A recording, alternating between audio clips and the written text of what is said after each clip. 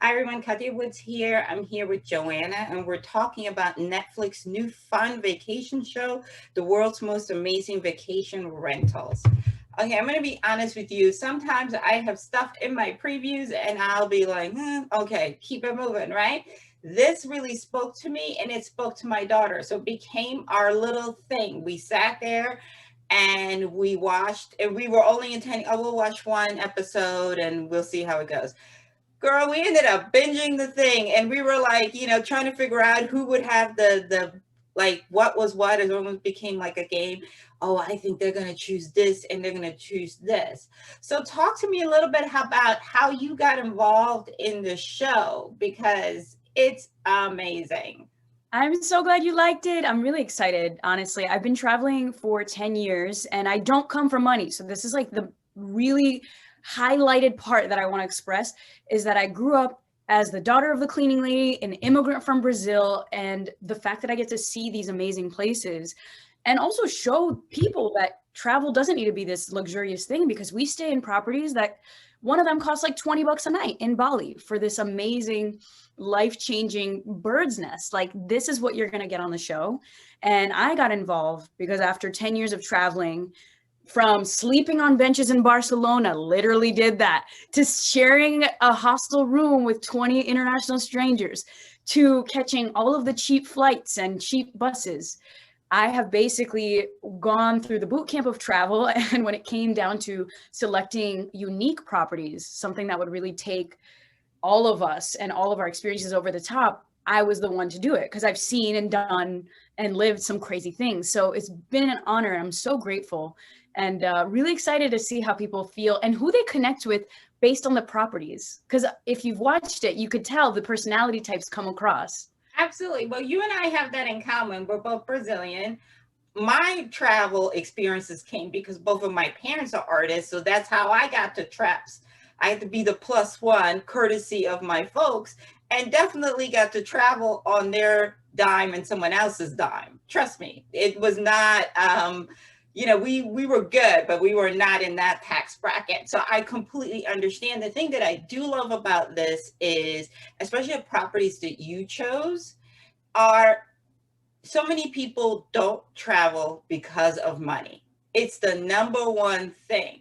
How do you help people bridge that gap? Because what I usually try to equate, like, and I said, well, where do you go locally? And they'll go, oh, I'll go, we're on the East Coast and I'm in Philadelphia. So like people say, oh, I'm go to shore, right? And I said, well, how much, just out of curiosity, ballpark, do you spend for a week at the shore? And they'll say, oh, $1,000. And I'll go, you can go this and this and this place for less than $1,000 an airplane trip. So how do you bridge that conversation without making people feel bad? Because money, it is a major factor in why people don't travel internationally. Absolutely. I think there's a creative solution for everything. I really do believe that. I mean, the only reason I got this job on this show is because I've been creatively solving that problem, right? Like, I was in college, getting my undergrad, interning for free, working odd jobs, delivering groceries, like you name it. I was doing it because it would give me the freedom to book a cheap ticket on a bus or on a train overnight and go to Montreal. Like, something as simple as that is super attainable. But also there's so many other opportunities today. Like, you could do woofing, which is when you're helping out on a farm or, in somebody's home, you're helping in exchange for the stay. Or you can stay in a hostel, which is a lot cheaper. You can work in a hostel, which is something I've done, but you can work in a hostel abroad. You could teach English. Like, to me, the money thing is not an excuse, right? Like, being somebody who started traveling super broke, and then I started hacking it too because I started making videos about my trips. And that gave me a revenue stream to buy more tickets to expand my repertoire so I'm not just staying in 20-bed dorms. I have done the hostel thing, and I feel like hostels get a bad rap, right? And there's some really, really great hostels, and I travel for work, and sometimes you're looking at these hotel prices and you're like, whoo, you know what I mean? You're like, that's for a day? And I feel like a hostel is a great way to compensate for that. Talk a little bit about, because we have hostels, like you said, that you can work at, hostels that will give you a breakfast, hostels that give you the option to have a private room if you don't want to share.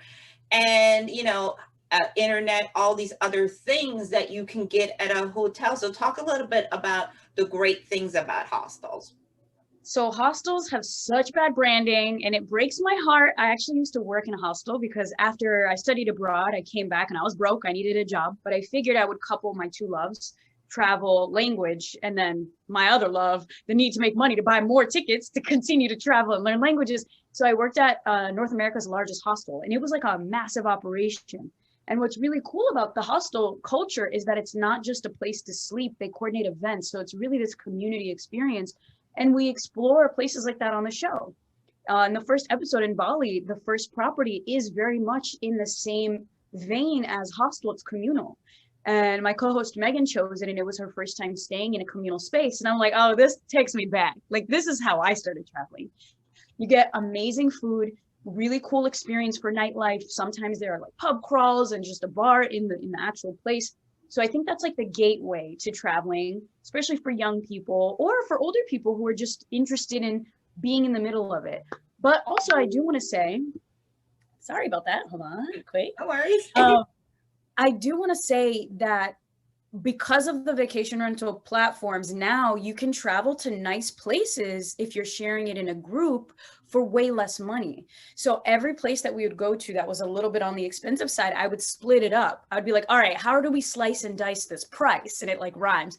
But the idea is, yes, a place that seems expensive at like $800 a night won't be that expensive if you're bringing 4 people or 6 people. So again, there's a creative way to make dreams come true, because I'm a living testament to that. Let's talk about some of the spots. You mentioned the birdhouse, which at first I was like, I was with you, right? Because I was like, bathroom? Definitely one important thing, go to the bathroom before you get into bed. But I also thought the view was breathtaking. And when are you ever going to get a chance to be able to sleep like that? So talk about what that was like. The bird's nest was one of the wildest places, and it was one of the first places that we saw. I can't even believe the architectural skill of people, right? So now what you're seeing in the show is it's 4 birds' nests attached. So when you're sleeping, if somebody rolls around in their bed, the whole thing shakes. So this is like a very interactive experience. And it was really funny because, yeah, the question was who's going to be closest to the ground to be closest to the bathroom. And this is the thing with these communal spaces or these budget properties, you're gonna have to work a little bit for it, right? Which I personally love. I know Megan was not in her comfort zone, and Luis can pee in a cup, so he stayed upstairs. But overall, it was a really, really amazing way to wake up. Like, you're in the middle of rice terraces in Bali, and even if you're in Ubud, which is super bustling, you're away, secluded. You're like tucked in to this compound that this woman built for travelers to have this experience. Also the boathouse. I was like, holy cow, I believe it was Miami, you can correct me if I'm wrong. You're on this thing and all of a sudden it's a home, right? It's like a real home, luxurious, it's beautiful, and it takes off, you know what I mean? Were you a little bit worried? Were you like, I need some details? I need to know, is this like, we're gonna be, the show's a wrap? What was that experience like? I know that one was, so that's the Arc Up in Miami. And it's funny because I have friends in Miami and they're like, you're staying in that thing? Because everybody in Miami apparently has seen this on the water and they don't really know what it looks like on the inside. So we get to stay there, which is an honor and privilege. And it was more on the luxurious side, but I really chose it because it's 100% off the grid. So now you're talking about a luxury house that's technically floating because there are these 20-foot pylons that go into the house when you want to change your scenery. And that's all solar powered. So I was geeking out. I'm a sustainability nerd, especially after seeing these homes and how there's so much more opportunity today than ever to make these off the grid places. And to me as a traveler, like that's attractive because I want to have like a net zero stay if I can. If you can do it and not sacrifice luxury, why not? Or sacrifice experience. Because again, I'm not a luxury chick, but this was definitely a luxury experience. Yeah, it was. I mean, it was something. The other thing is where I connected with you, I believe you were in Hawaii and you're propelling down the waterfall. And I was like, listen, at the end of the day, we're still Black people. We need to know who, what, where, who's holding, what the percentages are of people that did this and the success rate. And I could see your face where you were like, we did not talk about this. We need some details. But at the same time, I also understood why you did it, because it's just like breathtaking. What were you feeling? Because, your friend, first of all, Luis is a whole different breed. Like, he is just go for it, right? In a good way. He's like, do it and think about it later. I'm like, think about it, calculate it, do it anyways, and think about it some more after. So that's actually the perk about traveling with friends and with people that you wouldn't normally travel with, because this was our first time taking trips together. And we really did bring out the best in each other in these adventurous moments where we're like, oh no, my man, like, oh no, this is for me. And then I would do it because I'm like, well, they're going to do it. So peer pressure in a good way. So the property in Hawaii was amazing, all of them. But Megan's budget property gave us access to this private waterfall where part of the stay you can choose to rappel, which is essentially you're climbing backwards down the side of the waterfall into this like amazing oasis. And it was scary, I'm not gonna lie. Like, but we did a lot of crazy things on the show. You did. From a helicopter ride.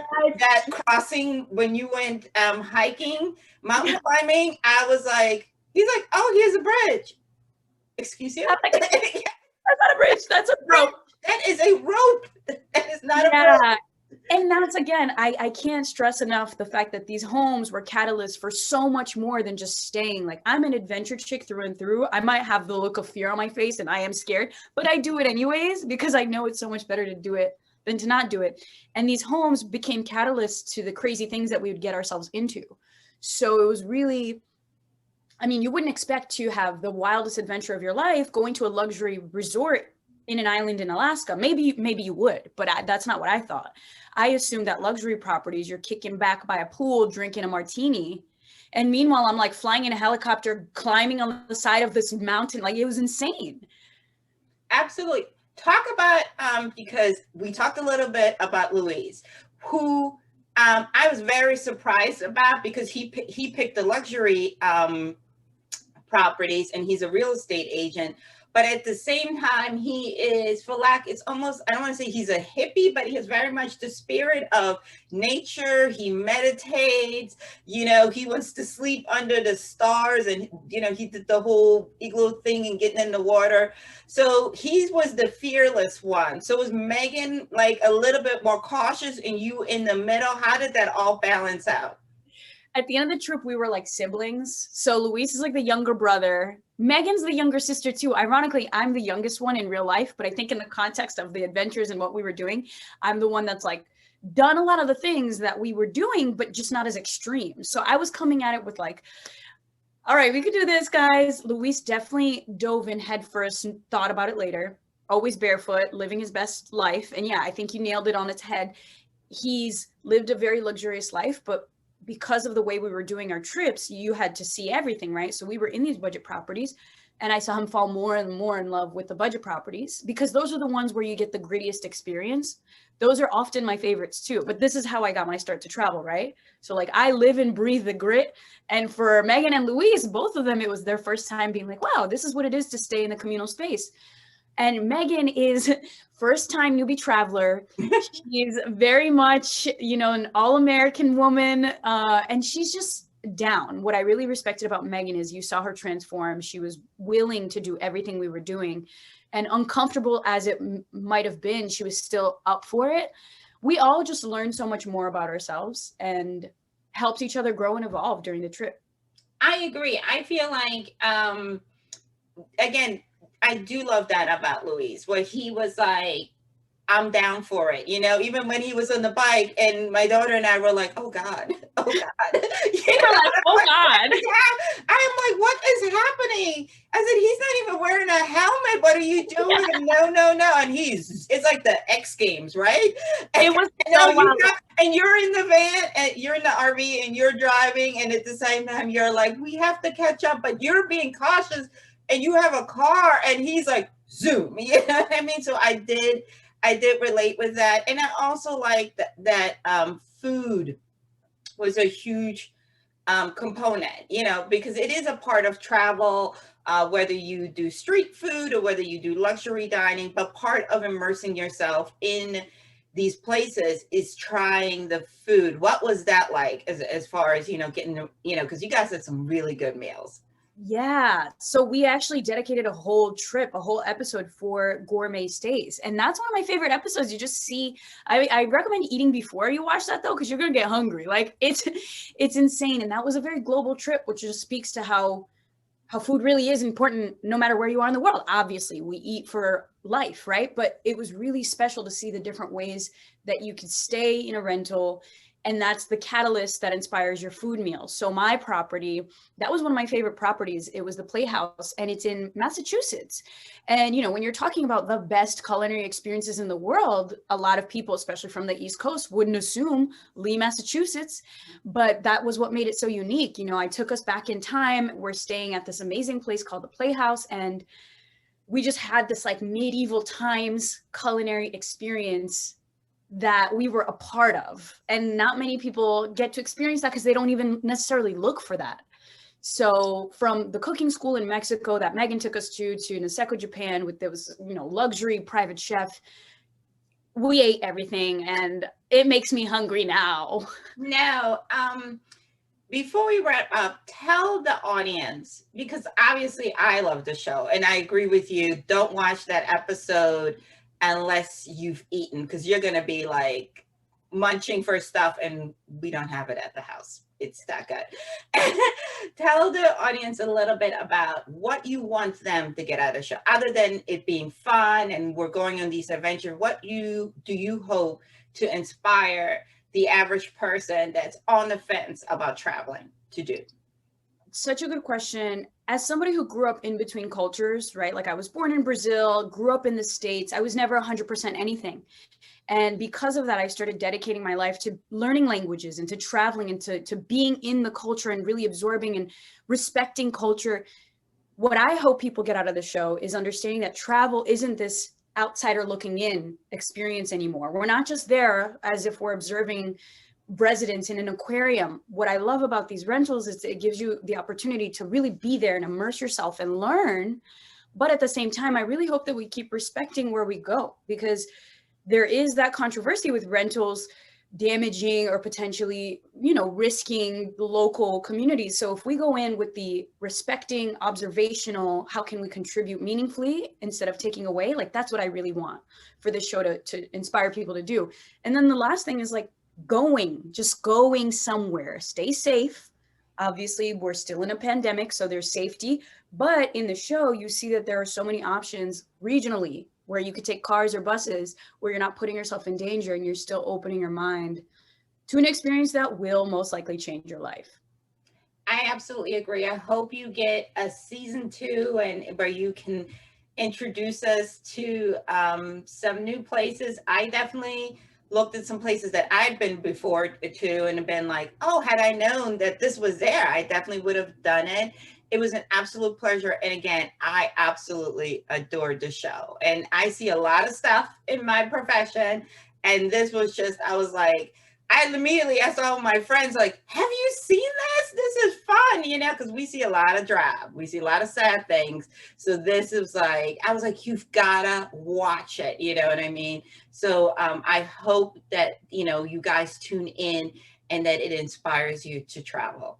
Thank you so much.